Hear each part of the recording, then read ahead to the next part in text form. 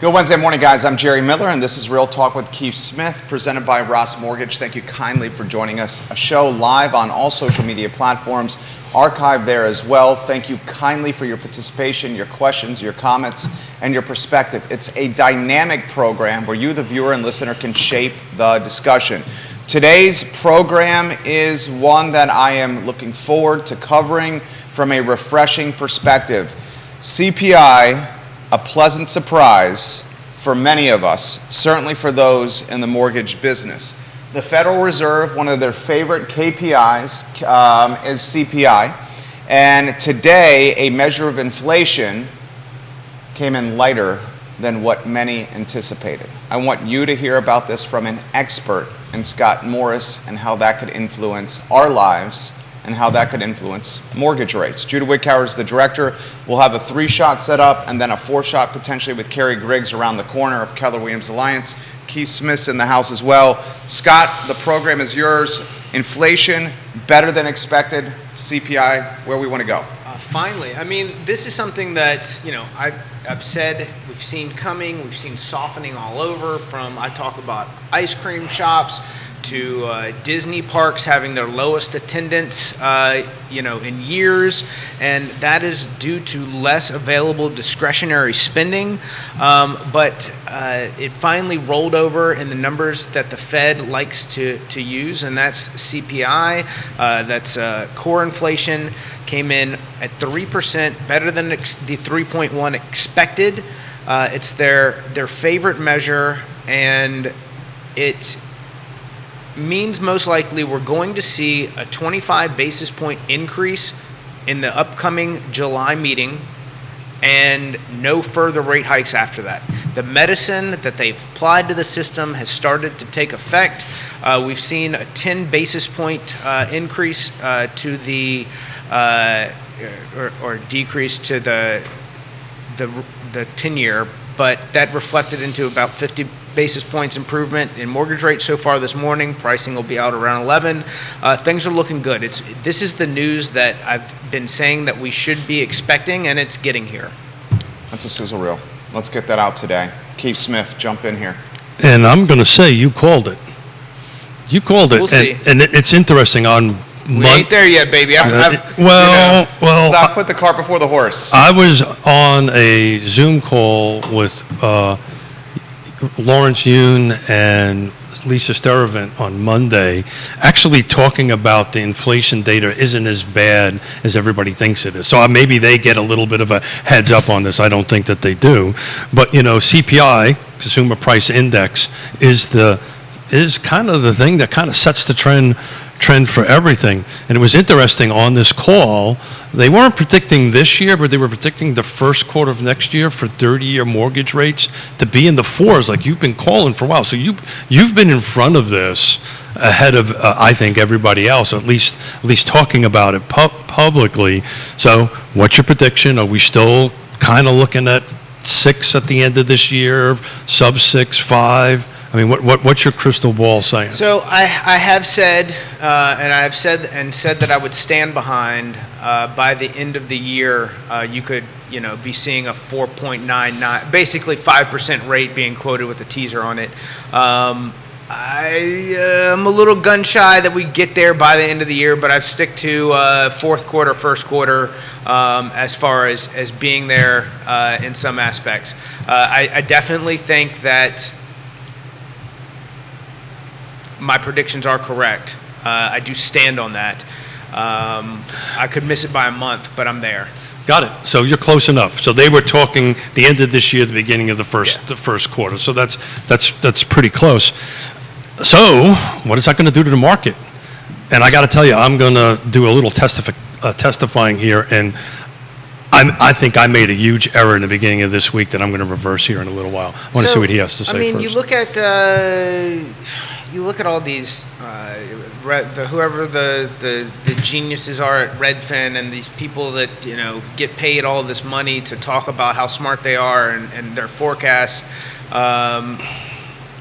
What we need in order to drive inventory, and I'll just continue to just bang this drum, is lower interest rates so that the people who are at something with a 3 can logically move to something with a 5 and take the equity that they've gained and move that into the new mortgage so that they have a manageable payment compared to where they are, because they haven't seen a huge increase in wages to make that kind of change in their life. But they have an enormous amount of equity, and we have this huge pool of buyers that isn't going to go away, because we're not going to have, we still got, because of You called it dead inventory. because there's definitely dead inventory. That's something a little bit different.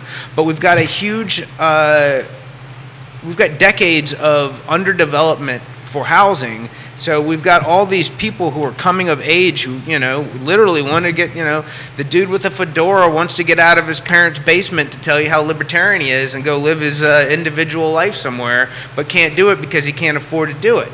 Plus, mom's cooking all the meals. Actually. And in order for those things to happen, they've got to have someplace to go. In order for them to have someplace to go, the people who are currently at a 3-something mortgage need a reason to step to 5 and be able to take that, because that equity doesn't mean anything to them if they don't use it. And the only way to use it is to sell the house or tap into it with a, let's say they're in some sort of credit card debt, tap into it to absolve some debt. But at the end of the day, the best method for them is going to be to sell the house, move up into something else, and mathematically make it work for their finances by paying down the amount of money they want to borrow with the equity they have when they move into the higher mortgage rate.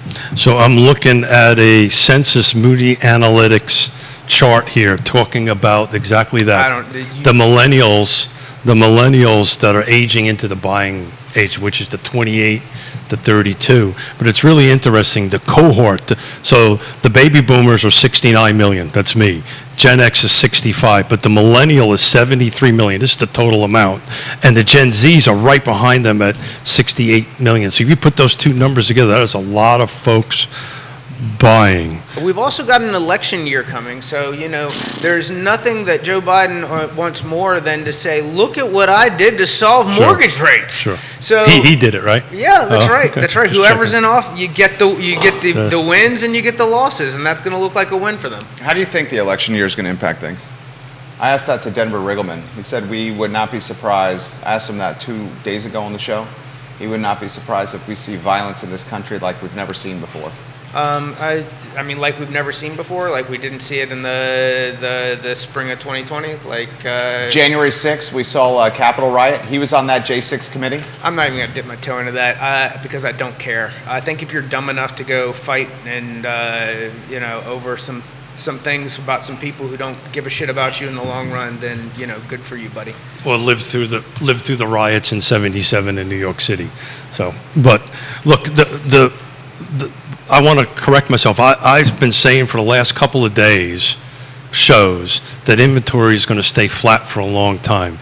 And I tell you what, this crystal ball meeting I was on Monday changed that thinking, because I think if we really get down to this 4%, 5% range, you and Jerry were spot on. I was wrong.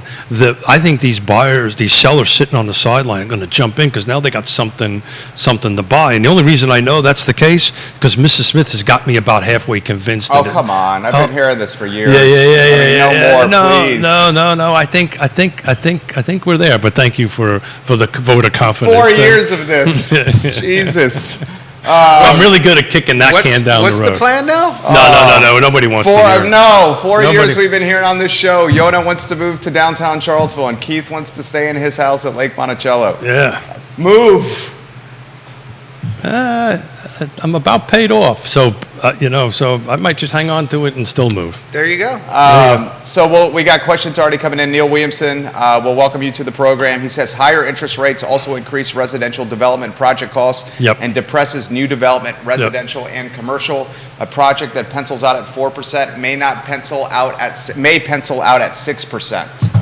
That's a good comment from Neil Williamson at the Free Enterprise Forum. Bill McChesney says the market is looking very favorable today. Stocks and equities responding favorably. John Blair has said on LinkedIn he doesn't want to get ahead of his skis, but he sees a very big 2023 Q4 and into 2024 for the market. And he highlights the Qs, an ETF that I own, and JP Morgan as positions to follow. I'll throw this to you, Scott. And this is really what the average Joe wants to know. How quickly will this start dropping the rates? How quickly will we start seeing 2 points shaved off? What are we at, 7.25? We flirted with 7.25 yesterday? I think that, so, all right, the Fed has an obligation to try to maintain employment, which they're trying to decrease in order to manage inflation and manage inflation. So can they do that? I still think that they potentially have gone too far, that we're going to have some regional banking problems with some of the commercial real estate out there. I think there's a lot of canaries in the coal mine that are going to tell us that in going into the first quarter, second quarter of next year. And how quickly they need to decrease rates may affect their higher for longer stance, which is why we're definitely, even with this good news that we're getting today, they're going to increase in July. The damage that comes down the road is going to affect how quickly they stop the hiking cycle, stand in a higher for longer before they start cutting. If things start falling apart in January, they're going to start cutting in January. There's definitely cuts coming into the first portion of next year, which the bond market is going to forecast, and that's where you're going to start seeing mortgage rates decline. How quickly that happens is going to be dependent upon how quickly they get to their target of 2% and or if there's collateral damage inside of the banking system or something to that effect. That's the second sizzle reel right there for Scotty Moe, Judah.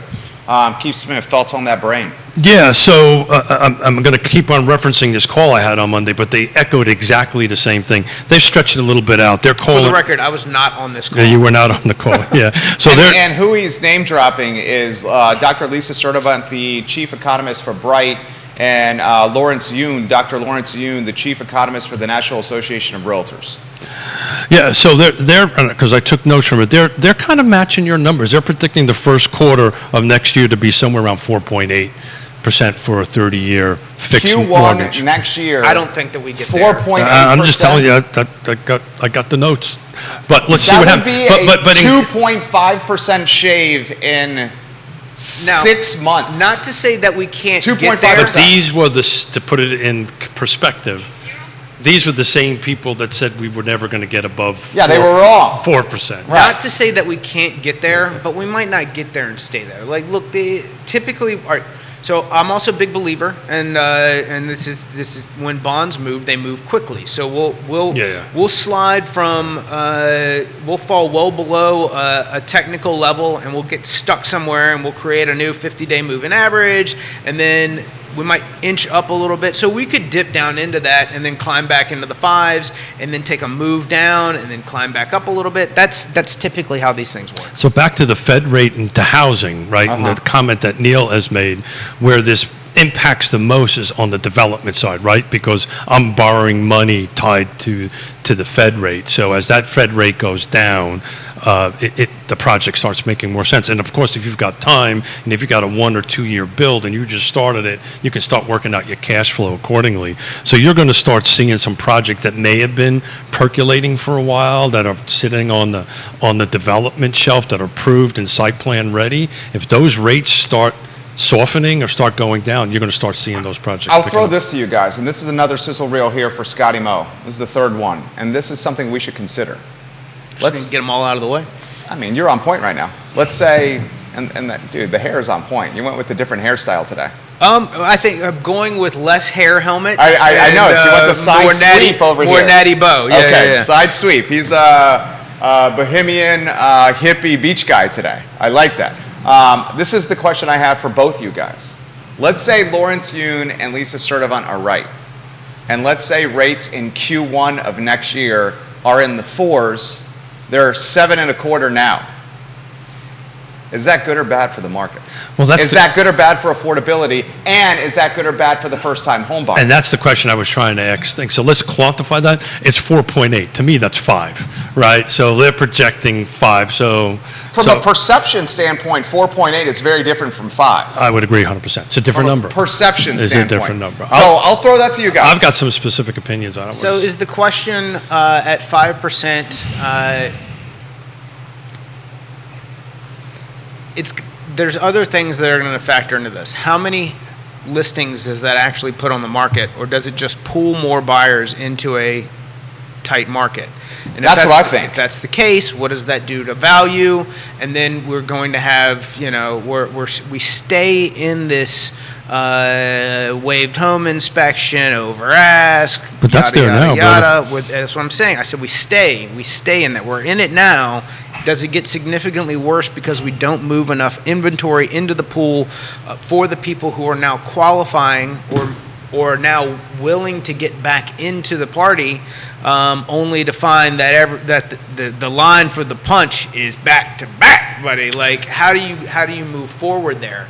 And that's to be determined. I don't have an answer for that. I do have the speculation, which is kind of what I just said, that I think that it's going to create more competition, higher home values, so it's going to be a double-edged sword. While it will allow some people to get in, and then it becomes, are you working with the right professionals in order to create a plan and go out and purchase something that can get you in the market? Meaning, look, if you got renovation needs, like I have a group of professionals that can help you get in a home that you would probably have passed over just because of its condition or because your agent didn't think something could happen. Contact me. I've got a group of professionals who can help you put together a project on something that you might have passed on before. Keith Smith? So a week ago, we had 56 new homes come on the market. Not that a week makes a difference, but today I'm looking at 75. So okay. We've had 25 roughly, more homes come on the market in this last 7 days. I think we're also kind of getting into the middle of the summer season. Things got to get a little bit low. I think that the beginning of next quarter, and we'll have these charts up on Real Talk with Keith Smith, where I took the 20 years quarter over quarter average to kind of take a look at how the roller coaster goes as far as the market goes. But I think you're going to see. I'm kind of reversing myself. I think you're going to see a bit of an uptick in the beginning of the fourth quarter of inventory. But the pool, compared to 40 or 50 a week. When we talk in October. Because a year ago we were 105 for the same week. I agree with that. I still think it's tough to get people to list their house. The pool is so damn deep, though. Like through Thanksgiving and through Christmas, when they're going to have events, family events in the home, it's tough to say, hey, we're going to be listing the house. I think that October could be good. I struggle. Well, take a look at this chart that I did, because it talks about, literally, it looks at for the last 20 years, what the bar chart of what the third quarter was versus second quarter, fourth quarter, and what you just said. Look, I think the fourth quarter is going to be strong. I've said that all year. I can tell, I'll keep going back to the well on that, but the pool is just so deep. I'll throw this to you. Okay, I'll throw this to you guys. If rates drop 2 points in 6 to 9 months, 2 points plus, this is going to put every Tom, Dick, and Harry into the market. And if every Tom, Dick, and Harry gets into the market, the competition for housing is going to be more fierce than it is now. If it goes up 2 points in that thing, that prediction of losing 30%. Dropping 2 points. It's going to be dropping, I apologize. Dropping 2 points, and that prediction I made of losing 30% of the real estate agents ain't going to happen. Okay, well, hear me out. If it drops 2 points, every Tom, Dick, and Harry is going to want to get in the market. The people who are truly going to be in the catbird seat are the ones that secured the 2 and the 3% rates during COVID and are sitting on $700,000 to $900,000 million in equity, $400,000, $500,000. those are the folks that really will determine where the market's going to go.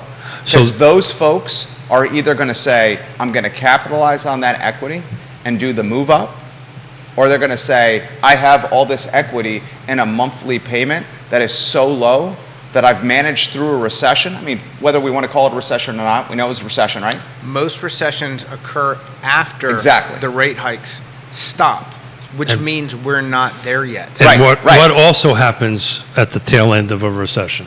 Mortgage rates drop. Historically, Well, that every goes- recession. that goes into that's when we get into a cutting period, because that's the Fed's reaction to the recession itself. There it is. but- So the folks that have all this equity, are they going to choose to sell because the economy is going to be precarious and fragile? So one thing that who'd you have on the other day? Mike Kochis? No. Denver Riggleman?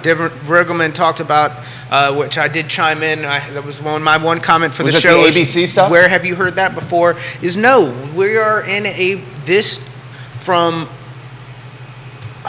the eastern half of the state is compromised of an economy based on government money and university money. When you get into the western half of the state, things get a little weirder. You get pockets like Danville, which has had some serious struggles, but has had some economic development from data centers and the casino. They're on the right and track. that sort of thing, and a racetrack for being on the right track.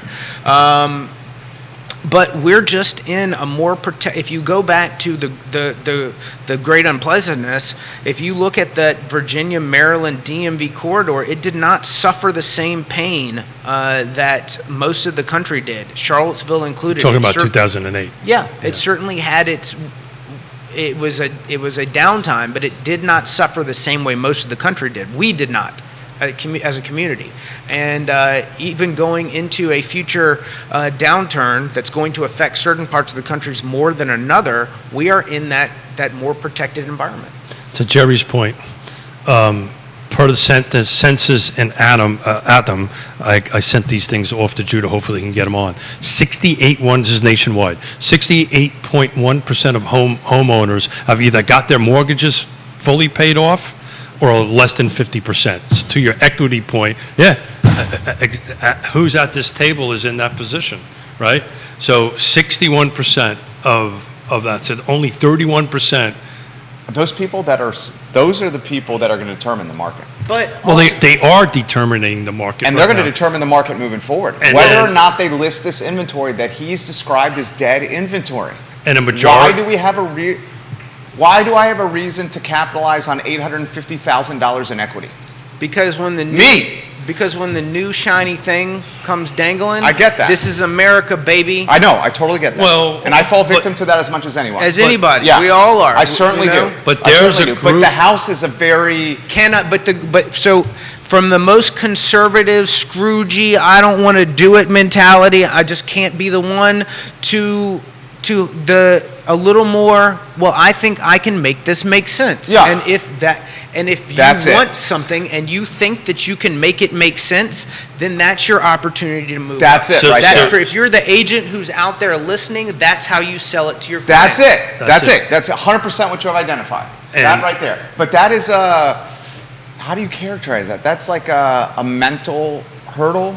That's Okay, I think that's what we're in the business of, is helping people overcome Clear the their- hurdle. Yeah. Yeah. I mean, the number one obstacle for people who can qualify to buy, but they've had some sort of negative credit situation in their past, is overcoming the fear of no, overcoming the fear of moving forward. The word and you're fear doing the is- same thing with people who have an enormous amount of opportunity and creating that opportunity for the next transition in their life. Two things. They watch too much of that boob tube or flat screen, whatever it is. They don't have tubes anymore. They don't have tubes. They don't have tubes They don't have anymore. They're tubes.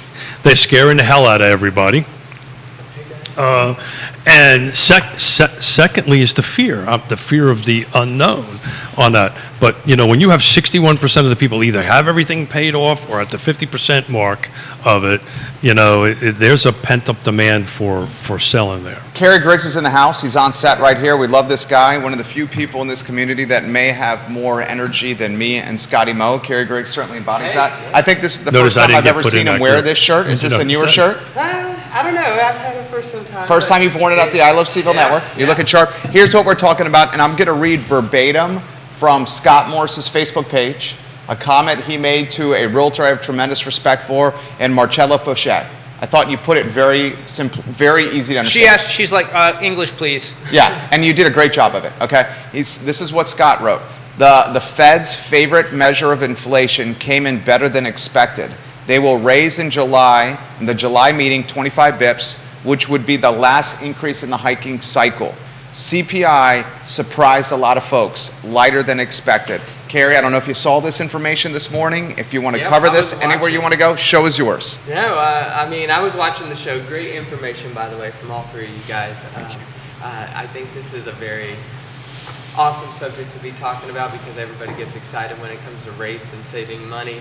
I think you guys had hit on this earlier. I think it's going to create more of a buying frenzy, and you're going to see, like you said, every Tom, Dick, and Harry coming into the market, and that's just going to make more competition for those buyers that have already been trying to purchase a home in the meantime. So, absolutely. Keith Smith. Yeah, so I want to ask you a question. Good to see you, brother. Good to see you too, Sorry, brother. good to see you the other day in the parking lot. Yeah. Sellers, right? Yeah. You've got sellers you're talking to right now. Yes, I do. Do you think a downward trend in the 30-year mortgage rate is going to get the folks that you're working with trying to sell off the fence to go ahead and do that? I think that's going to help them. I think it's going to they're probably motivate. watching you. Yeah, I think that they're going to be a little bit more motivated to sell because they can get a new house that they were having their eye on anyway for that 5% versus what it is now currently 7.25. Yeah. I think it is going to pique their interest, but I don't think it's going to be enough to get them to move. Well, because the second half of that is okay, great, I made that decision. Now what the hell am I going to buy? Yep, right. Because it's going to go back to what we were in 2020. Everybody's going to be entering the market, and That's my point. I think at the 400 to 750,000 is where it's going to be most competitive. Which it is now. It is. It's and super it's the competitive. fact that we're saying that is kind of interesting. The more important question when we talk about housing affordability, when we talk about how competitive it's going to be, is houses below $350,000. How does the person trying to enter the market then compete with investors in a falling rate environment? Great point here. Go down that road. That's, to me, the missing link for that's good, Scott. the millennial trying to enter the housing market when the cash flow looks as good as it can be. And then this also contends with inflation.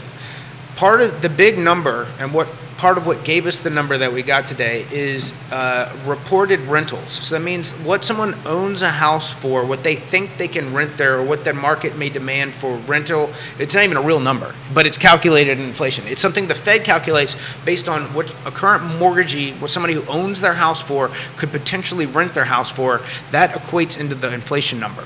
So as rates come down, more investors get into the pool, and the rate and rental rates increase, there's more competition at the floor level for people buying investment properties against the same people who are trying to get into their first home. So here's what Scott is saying here. Scott is saying this: as rates drop, people that have disposable income and dry powder that are used to being investors are going to get back in the game, and they're going to compete with people that are looking to buy a house. Or if I was coaching to someone who was selling a house who had an enormous amount of equity and said, okay, what if you were to buy the move-up house, pull this much equity aside. What he just said with Lake Monticello. Pull this much equity aside, and let's buy an investment property. That's literally what he said he and Yonna are consider doing at Lake Monticello, not selling their house at Lake Monticello. Well, let's be honest, I'm considering it. What I'm saying is selling the Lake Monticello house. Okay.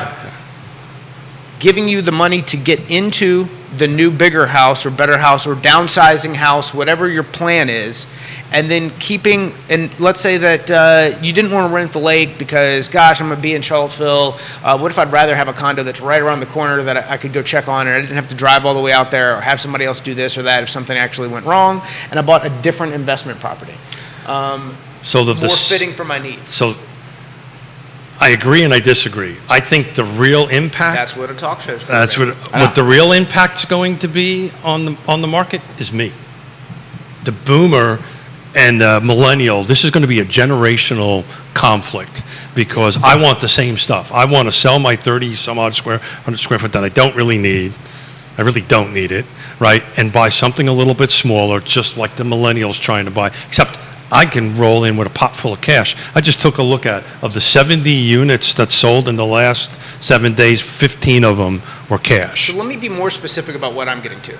So I hear you. I know, but let's say they didn't have the cash position to retain that property and go buy the next one. But they did have enough equity once sold to make that purchase and then buy an investment. Oh, I totally get it. Because there's a ton of people that we talked about might just rent the current primary and make a new purchase, but if they don't have the cash position to do that, but they could if they sold, that's 3 transactions tied up in one sale. Yonna and I we're blessed. We recovered from the time of great unpleasantness. We could literally do that, get a small loan on something else, put a substantial amount of cash down, and take that other cash and go ahead and buy another investment property or maybe some sort of a small loan on it. And you're 100% right. That turns into three transactions on that end of it. I just, I'm kind of going up and down, right? 1 minute I think, okay, maybe interest rates dropping 2 points is going to get people off the fence to sell. I've got a couple of sellers that want to list. That's all they're talking about. Well, when the rate's at this much lower, I'm going to sell it because I got a ton of equity. I'm going to end up with a ton of cash, and then I'm going to go buy something. Yep.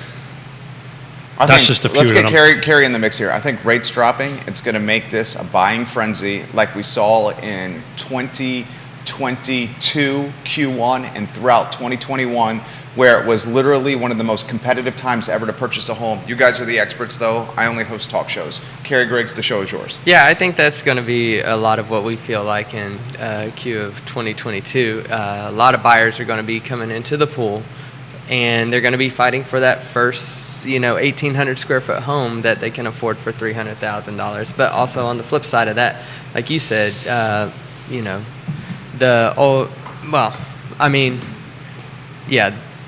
it's just going to create a lot of friction. Boomers. Yeah, that's the word I was looking for. Yeah, you could say old. No. I was thinking the boomer and the millennial. Are they going to be hashing it out for that? But they've been hashing that out for a long time. They have, and hopefully that their agents and mortgage lenders are educating them about what the market is doing.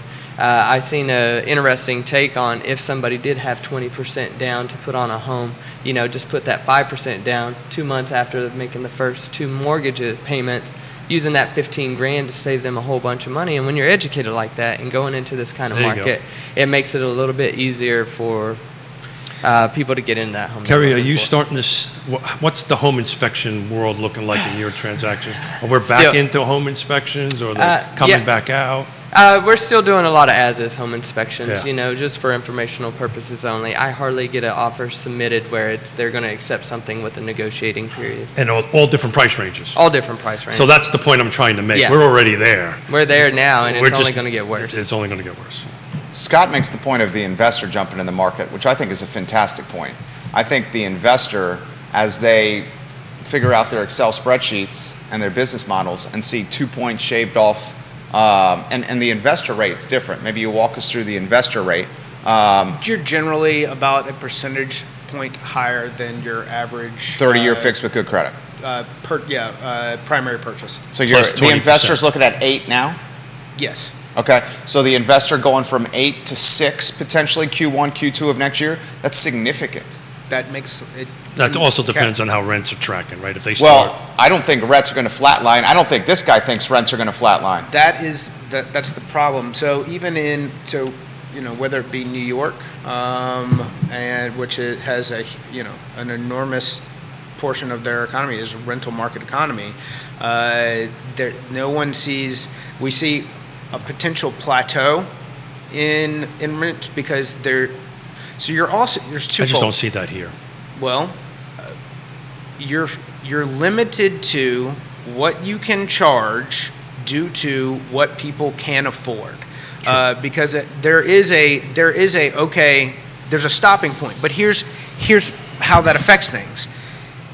We've already seen a slow a slowing in investment purchases because what you can charge, what they can afford, and what it cash flows at a higher interest rate doesn't make sense as much sense for the investor. There you go. Now, as rates fall and the cash flow begins to make more sense for what you can charge, Bingo. you get more So, people peeing in the pool, man. I 1,000% agree with Scotty. And we're peeing in the Dude, pool. Scott, I agree with 99.9% of your takes on this talk show. And I think the investor is going to jump back in this mix and become a competitor here. I also, Jerry and I talked about it on, I think it was Monday's show.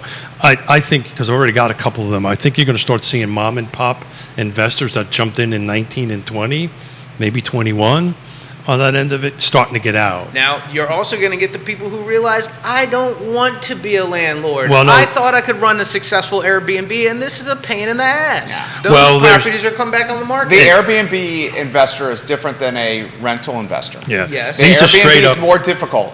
These are because this is a construction thing. We'll get a construction guy in on the conversation. So what's happening now is, oh, I need a new roof, and they've never built up the revenue for that. Oh, my HVAC went up. What does an HVAC system cost these days on a 2,000 square foot house? I'm doing it right now. I'd say 10 to 14K. There you go. 10 to 14K. But the difference is that landlord now has stacks of equity he or she can pool on, and they can contact Ross Mortgage for a refinance. That landlord is not at a scraping buy point. So if the mom and pop landlord needs a new HVAC or a new roof, they just contact Scott The other and problem, do a HELOC. The other problem with it is they're not listening to us and hiring Allied Property Management, really. And I don't think the mom and pop's going to get out. I think rents are getting... I just know my little world. I've got a couple of them that'll say, hey, I'm out. Let's put the house on the market. Kerry Griggs. I also want to play devil's advocate Yeah, here let's do it. because with the sellers coming back into the market, that's just going to increase the prices of the home. So maybe, just maybe, the investors are not going to be excited about the price points that we're going to be seeing, whereas a first-time home buyer may be okay with the price point that would be, because we all know that the investors try to go in a little bit lower, get it themselves a deal. Do you think that the price point will... Unfortunately, Paragon doesn't really help us with this, right? Yeah. Right, the who, right? And if there was a way to figure out the who, I think Jerry and Scott are right. I think you're going to see more investors come in. You're really going to see an onslaught of the boomers coming in, right? They're going to be, okay, I can sell my house. It's 4%, 5%. Kerry's going to buy it. He's the millennial. I'm going to sell it. I'm going to cash out on my cash. And then I may go buy some investment property. Excuse me. Or I might downsize. Is that what you mean by the mom and pops, the ones that are the boomers? Well, the mom and pops is Keith and Yonna. We have one, right? Gotcha. We're trying to buy a second one, right? The difference is I use Allied Property Management, and they take care of everything. They put the money aside, so we're all in good shape. So in the things that I've been talking about a softening, there is something running. I've talked about the less people at the little ice cream shops. Just walk downtown. Disney is experiencing its, if you want to go to Disney, now's the time. You can get on rides, baby. Ain't nobody showing up. Back to school shoppers seek lower prices to offset inflation. We are doing an amazing back to school event in Culpeper that's giving away backpacks and supplies to children or families we do it every year, who need these things for free. Find us on Facebook, contact Topha Payne. She's got a bunch of resources involved in that as well, and the organizer for the event. But ultimately, there is a slowing, and the recession comes at the end of the hiking cycle. We still got one more to go before we get there. I 1,000% again agree with what he just said. They're going to definitely do another one before they. Well, no, that's a slam dunk. We know that's a fact. July 26th, we get the one this month. We don't get any more after. But the point that he's making is a slowing of the economy coming up here, and fragility for small business is what he's saying. I think we got a ton of comments here. But before you do that, I'm glad you brought that up, that downtown mall, because I meant to talk to you about this on Monday. Yonna and I went on 4th of July weekend to go see the Indiana Jones thing on the downtown mall. And we got out like at 8 o'clock, 9 o'clock, and there was nobody on the mall. Dude. It's on 4th of July weekend, there was nobody on the downtown mall on a summer day.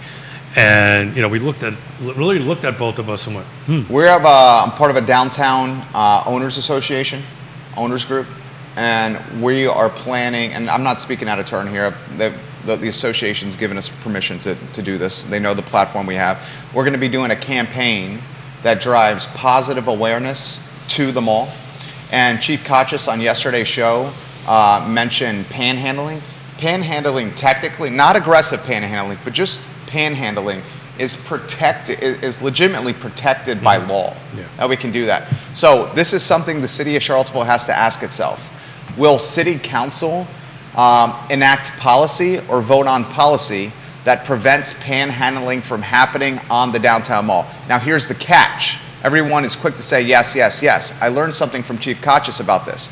If that panhandling ordinance or policy is approved by council, that also pertains to Salvation Army with the red kettlebells. That's exactly right.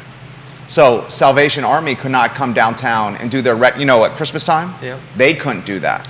So that's one of the reasons why this panhandling policy has not come to fruition with council, is because Bell ringers aren't allowed to stand outside. around Christmas time. Yeah. Now, what I'm going to try to potentially utilize with this platform and our influence is weigh the pros and cons of bell ringers standing outside around Christmas as opposed to crazy person coming up to you and shaking you down. The other way to do that is permitted. And we're also getting into, so I wonder, and this is just out of curiosity, just rando, for the sake of a talk show, how much donation money is collected online in opposition to what's collected in person, giving the lesser amount of people that show up for in-person purchases? It's a great question. You're basically saying if the red kettlebell can be digitalized, will that offset the loss of revenue of in-person? That's a great question. I'll bring that up. Yeah, you're also messing with tradition, right? So that's a tradition. I mean, one of the guys that's a friend of the program, Michael Guthrie, is the quintessential Yep. red kettlebell ringer Without at Christmas time. So that's something the community needs to consider here. You here. can always count on him and his folks doing that. Yeah. Absolutely. Okay. So, but you can permit it, right? There's ways around it, but there's a line, guys, right? So when we walked on that, when somebody is intoxicated and starts putting hands on you to collect money, that's your line, right? Right. On it. So there is. I mean, just because I show up at your house a little drunk, but it's every weekend, bro. Okay. No, it's Enough's not. enough. No, it's not. We got comments coming in from Ray Cadell, and you got a lot of agents. Do we also want to champion and celebrate Dino Russell, the newest addition of the Ross Mortgage team? Dean Russell. He's watching right now. Dean Russell, a fantastic dude. Go look at his social media. He's a knowledgeable, charismatic mortgage individual, professional who's out there to help you. So if you're an agent who just wants to see what it's all about, give Dean a call, shoot him a message, hop in his DMs, get a conversation started. Comments, more than I can count. I'm trying to get to as many as possible here. Let me get to Ray's comment first because it's driving interaction on the page. Ray Cadell says this for the agents. Let's call it what it is. Affordable first-time homeowner properties are very limited and all but impossible. It is unreasonable term, affordability. Let's aim at workforce housing, teachers, fire, and police. There's a real need here that at least a possibility of addressing by changing the narrative. So he says it's not even housing affordability anymore, that the housing affordability moniker needs to go away completely, that the new moniker should be workforce housing. And I like that. Yeah. I like that. I would encourage you, Ray, if you're listening, to look on my Facebook page. I'm doing that 1 o'clock. The reason I'm in a suit and tie, Albemarle County developer incentive, and we're going to be focusing on affordability across the board, from workforce to non. So Neil responds to Ray's comment, Williamson, president of the Free Enterprise Forum, and then we'll get to the real estate investors and the agents, more agents. Neil says, Ray is spot on. For sale is different than rentals. Rental units with layered incentive grants can serve 60% plus annual median income AMI. For sale units can serve workforce housing 80% to 120% AMI. That's exactly right. So these gentlemen are talking about changing the brand and the narrative away from housing affordability to workforce housing.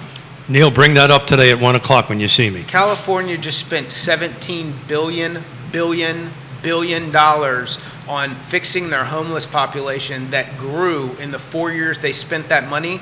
They literally could have taken that $17 billion and paid for rentals and built buildings and put people in it in that same time period. And that's why people are sprinting away from California. And what this concept of grant money for rentals does for workforce housing is it would take monies that, instead of pushing in them into fictional, non-usable affordability housing projects, and because no offense, but we built 17 homes for how many people who need to get and try to qualify for those 17. It makes us feel good. It puts a pin on our shirt and tells everybody hi, but it doesn't fix the problem. I can tell you, we built 23 last year, and we had a 10-to-1 ratio. That's my point.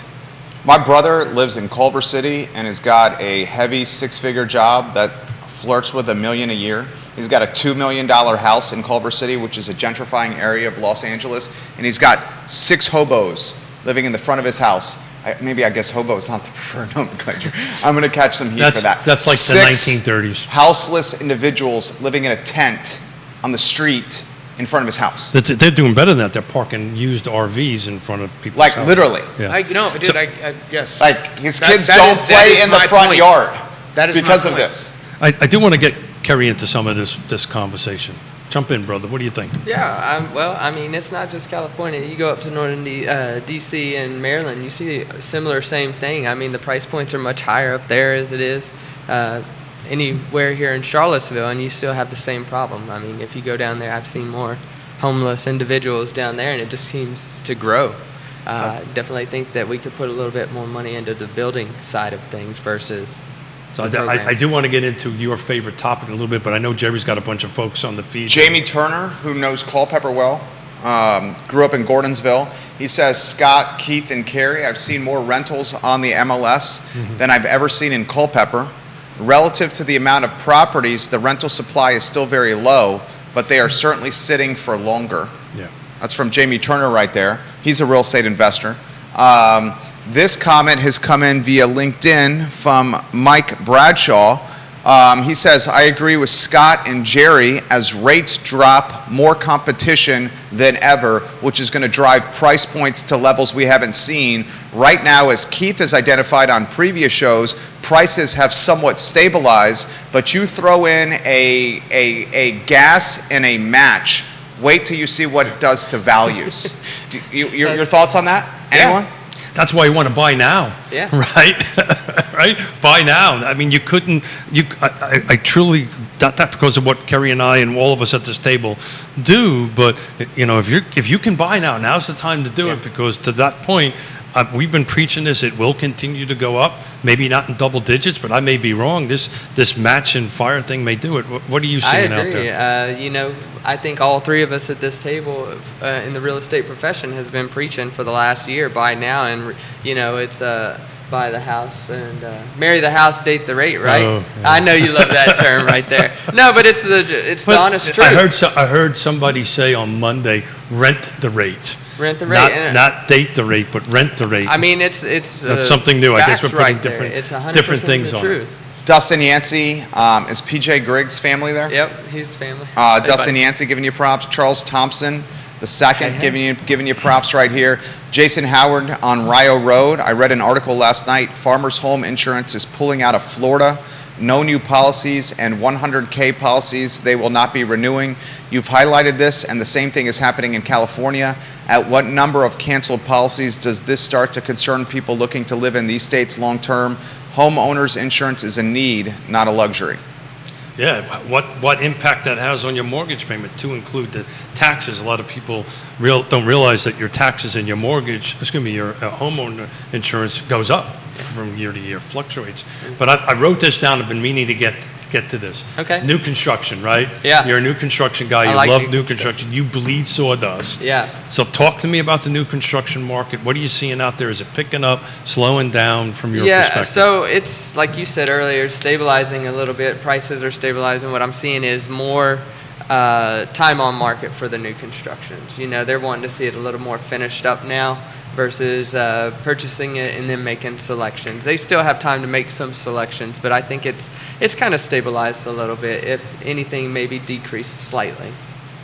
Yeah, so I see a lot of folks that maybe are not buying in this $500,000, $600,000, $700,000, $800,000 range, deciding to spend a little extra money and go into construction. Are you seeing the same thing? Yeah, and you said something very interesting on the show earlier, that once the builders are kind of getting it to that baseline, framing up, dried in, and then they're waiting, or maybe not even have broke ground yet. But with these interest rates going down, I think you're going to start seeing them start producing. You're going to see new construction Yeah. picking up here. Booming. A little bit on that. Kerry, Scott, and Keith, this is a follow-on, Ray, from the houseless folks.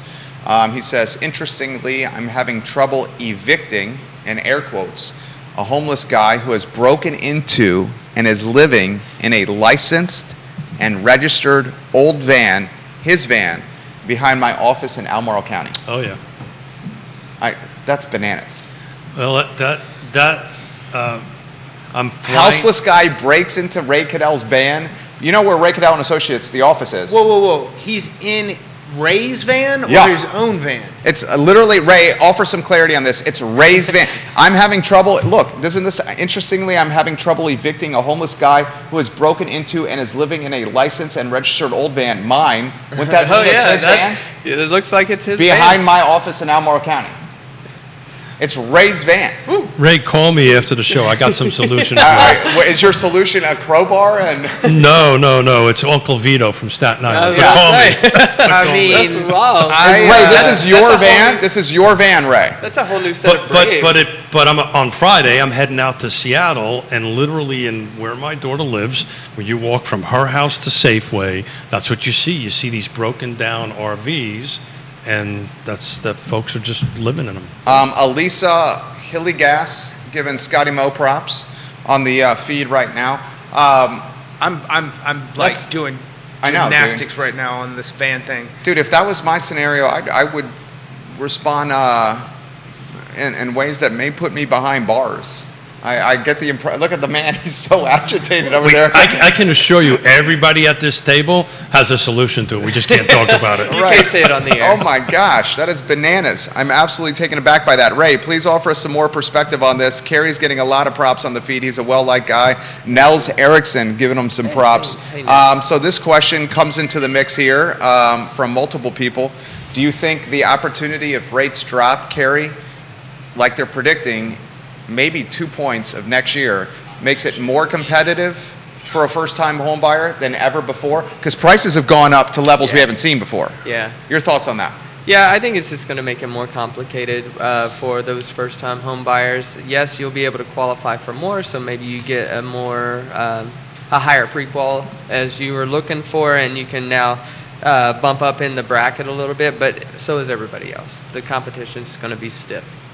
And, partner with your loan officers, your agents that will help you navigate through the scenario of what is an appealing offer to the seller. And if you just talk to the seller's agent, that's where I get most of my information. You got to talk to the seller's agent because it's not always price as what they're looking for. Sometimes the terms are more favorable if they need a rent back scenario until they find what they're looking for. Quick close, easy transaction, as is home inspection. Kevin Appraisal. Rogers says Kerry is the absolute man. Hey, Kevin. Giving you some props. You're Yeah. very likable. So between Gen Z and Millennial, there's 140 million of them. Now, they're not all at this age group of 28, 32, 35, which is the average age of the first-time home buyer according to NAR. But that's the reason I'm making this point. You're going to have the 69 million boomers Yeah. competing against the 140 million things, and it's going to be a conflict. Yeah. I see it already. I see it out there. I seen it when I helped our daughter buy in Richmond. Oh, We that went was through crazy, 13 too. Yeah. 13 contracts, lost most of them to cash. Yep. Just got really. And it's not just here in Charlottesville, Albemarle, and surrounding counties. I venture off to the Waynesboro, Stanton side. It's just as fierce over there, and I'm in the Richmond market too. And It's in the right location, right price, Yep. right features, right condition. You got Yep. it. Ray Cadell in a second comment has confirmed, yes, it is my van that I own. I do not use it very often, but it is licensed, registered, and insured. A houseless individual broke into it and is living in it, and he cannot evict them. Huh. That is effing bananas. Get in the passenger or get in the driver's seat and take it to a state where you can just evict them and. No. I've got solutions, but he's got to call me. What? God, that's bananas right there. Ray, I'm sorry you're going through that Yeah, right me now. Bill says we want to be like Seattle and Portland and Charlottesville, or at least that's where we're heading. That's a zing to, I would imagine, the politics and the houselessness. He says we would prefer to be like Greenville, South Carolina, however. Neil Williamson knows Greenville well. He did a tour of Greenville with the Chamber of Commerce. Interestingly, the chamber has a new CEO, Natalie Massery, who will be coming on the I Love CVille show as an introduction for the community. She takes over for Elizabeth Cromwell, who has departed on her own terms.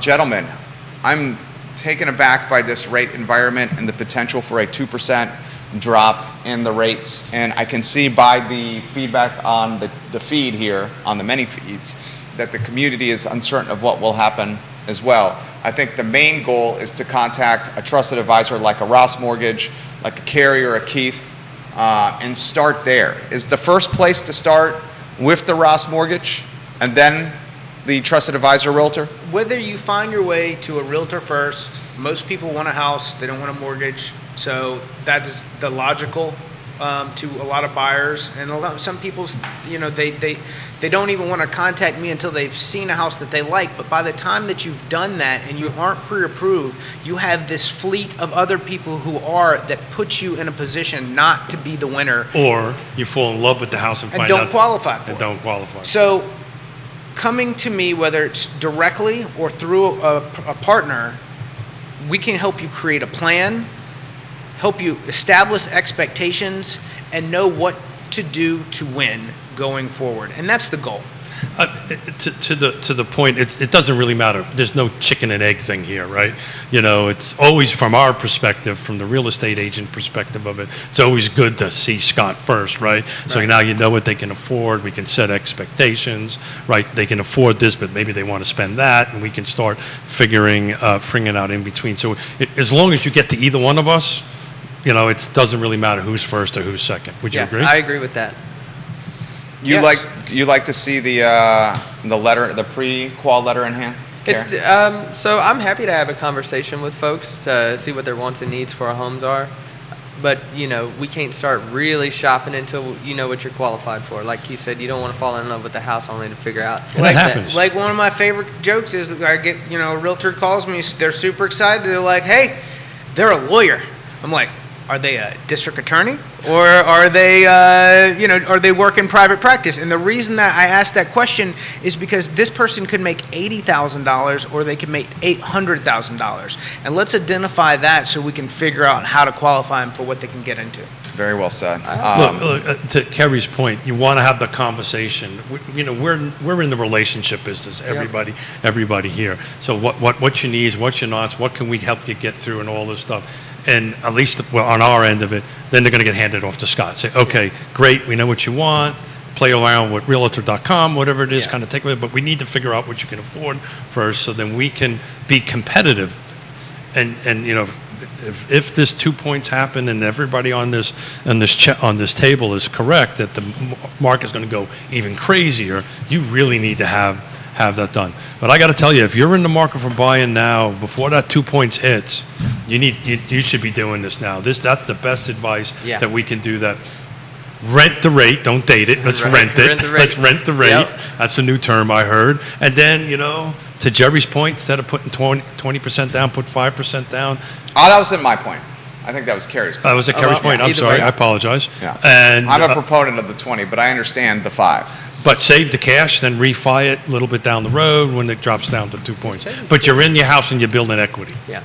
Go ahead. I'm also courteous of time too. That's our most valuable asset. And for me to throw you in my car and drive you around, we're just wasting time if we don't know what that number looks like. So What's the one thing you can never make more of? Time. I will trade my money for time any day. It took me a long time to realize that. Amen, brother. Bellamy Brown, hello. Olivia Branch, Hey, Bellamy. hello. Travis Hackworth, hello. Mike Pruitt, Bob Yarborough, Laura Payne, Kevin Yancey, Brittany Gray, Tom Stargell, Thomas Leroy, Richard Averett, Chad Wood, John Snow, Scott Q, G. Milo, Patty Rowe, Jason Howard, Amy Benson, Katie Cox, Andre Xavier, Cully Baggett, the developer, Patty Zeller, the retailista, Kevin Quick, who's in the game, I believe, Nice. Remax. Yeah. Welcome to the program. Jeff Prilliman, Kerry Rock, just to name a few watching the show. So there's three things that the three of us always talk about with clients.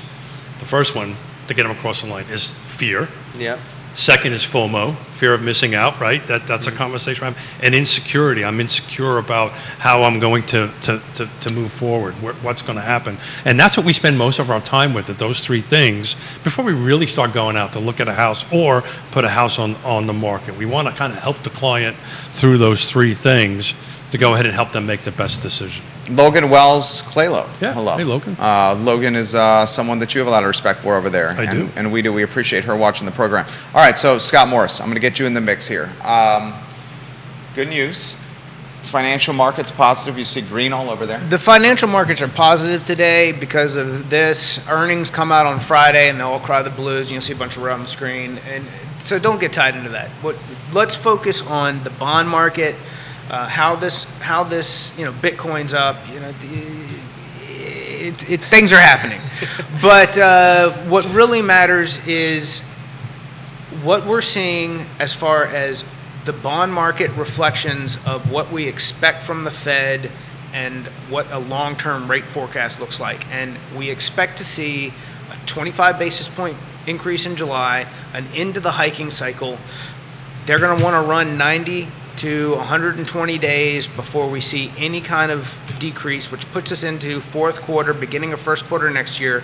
But as we go forward, the language will change, it'll begin to shift, and we're going to see the right things happening. Very, very well said. Keith Smith, thoughts on what he said? I'm just pulling up the 10-year T-bill, and it's already down 0.10. 10 basis points. Yeah, it's down 10 basis points. So it's starting to impact the T-bill, and as that T-bill drops, your 30-year will drop, right? It takes a little bit of a lag time, but I've said that I thought this market was going to stay on for a couple of years, and I think I'm going to have to eat those words because I think we're going to start seeing Infuego in the beginning of next year. I think I was wrong. As long as Infuego isn't related to inflation, I'm good. Amen. Yeah. That's what I'm too. Thomas Brown's got a question for the panel. Where is the first-time home buyer neighborhood now? It used to be Lake Monticello, but these prices are not first-time home buyer prices. Go a little farther out. Gordonsville, Louisa. Go a little bit farther out. Okay. So let's define a sales price, right? So I know this firsthand. In order to hit 80% AMI, right, because of I'm the chair of the land trust, you need to be about 225. That's what the sales price needs to be. So in Albemarle County, you have condos. So I'm going to do a search where you guys are talking. You got the Villas at Southern Ridge has got a 3-bedroom, 2-bath on the market right now with the 225 ask, $1,280. It's a condo, it's attached product. Financing for something like that can be difficult for a first-time home buyer. But 225 in Charlottesville and Albemarle Ring is probably a condo. Yeah, and you just have to change your expectations of what your 225, 250 is going to buy. You can't get that single-family home with a half-acre lot anymore for 250, 225. Well, back to the construction thing, you can't do that because 25% of new construction right now is regulatory requirements. Yeah. We're going to talk about that at 1 o'clock. Oh. Turning red tape Yeah. into green tape, right? So if a $400,000 build, $100,000 of it is red tape. Yeah. Thomas says, I'm looking at the MLS now, and there's 2 properties in Lake Monticello that have a 2 in front of it, 265 and 285. The rest are either high 3s or 4s. This is no longer a first-time home buyer neighborhood, he says. I mean, he lives there. He knows it well. Lived there since 1987. Know it well. And it was a first-time home buyer neighborhood It was a first time until COVID. It was a first-time home buyer and a retiree, right? That was the bread and butter of what Scott and I Just It built, was right? Pitched as it started as come get your rancher at an affordable price out in the country, and now it is a build a 6-bedroom baller pad on the lake as a bedroom. Well, you can't community even. There's not enough left to build anymore. as to a be honest bedroom with you. community to Charlottesville, and shop at Wegmans on the way home, and versus the their struggle with the retail out there. So it's become a different animal than what it was originally pitched as. Sarah Hill Buchensky watching on Twitter. We appreciate you, SHB, one of Howard Hanna's finest, watching the program as we speak. Kerry, you got a lot of folks watching you and giving you some props here. Yeah. If you want to offer them some consultation or advice, the show is yours. Yeah, no, I just, for those folks that are on the fence about buying, like Keith said, I would buy now and then date the rate. When the 2 points do come down, that's your opportunity to refinance and get your lower monthly payment. Other than that, just hang on tight, see what's happening. Active, all the 6 jurisdictions right now. Attached, detached, and condos under 250, 32 for sale. In where? Albemarle County? Albemarle, Charlottesville, Louisa, Greene, Nelson. Can you change the filters for Charlottesville and Albemarle only? Sure. Do you like to see 0? No, I'm looking I at got a few.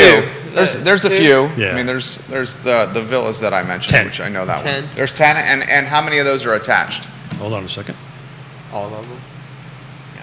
Or it Or needs it's- a FHA 203K loan Or or it needs to cash. be knocked down Yeah. and You're built just back up. Buying land. at Yeah, that buying the point. dirt. He's going to let us know that. 6 of the 10. 6 of the 10 are Well, condos. they call them condos, but they're attached. Yeah. What is that? 1 bedroom, 1 bath? Hold on a second. For the 4, you're saying? Yeah. The 4 that are not attached? Yeah, they're 1 bedroom. They're all over the map. on Yeah. it. Hold on How a do you have second. that conversation with your buyers there, Kerry? You You know, say be expand the realistic. footprint? I would rather let you down up front than disappoint you on the back end. So if I'm telling you that, hey, you come to me and you're at 250, here's your options, what we're looking at. And if I set them up with a search alert and they say I haven't gotten any listing, and I say, yeah, exactly, this is with the criteria that you have and your wants, let's filter that down to what are your needs. There it is. Multiple questions about Buckingham County. Yeah. Anybody want to touch on Buckingham? Scott, you want to go with? I mean, I like Buckingham. It's a friend of mine.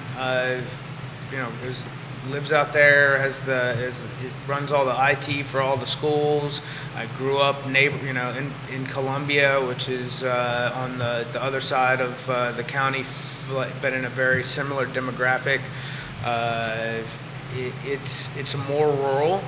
You got Arvonia, you've got some little stores, you've got it's much more, it's an affordable place. If you can find, there's more independent builders out there who Oh, yeah. you can buy a small lot, get a new construction home built for an affordable price, have a lot of privacy. You've got Route 20 is very similar to 53 and the traffic that you fight going back and forth to Charlottesville, but it gives you a lot of opportunity. But if you're on the at a great Scottsville price. side, you've got Scottsville to go to, right? Yeah, as far as yeah, shopping goes. absolutely. Multiple properties in Buckingham County under 200K right now. Yeah, looking at Well, it. we always talk about price, but we never really talk about the cost. Like, as your purchase price of your home, and if you are in Buckingham, what does that cost you over the life that you live in Buckingham? That is a 40-minute commute to Charlottesville, and so you just have to be prepared for that. Hey, you could live in Fairfax and work in Fairfax and have a 40-minute commute. So It's true. let's Yeah, but I mean, it's much more affordable out there, but you just have to understand what you're getting into. I love the countryside out there in the Buckingham area. I have a listing out there currently. I would rather be driving past trees and Than sitting in traffic. than sitting in traffic, Yeah. hating my life. I would take that trade. I will.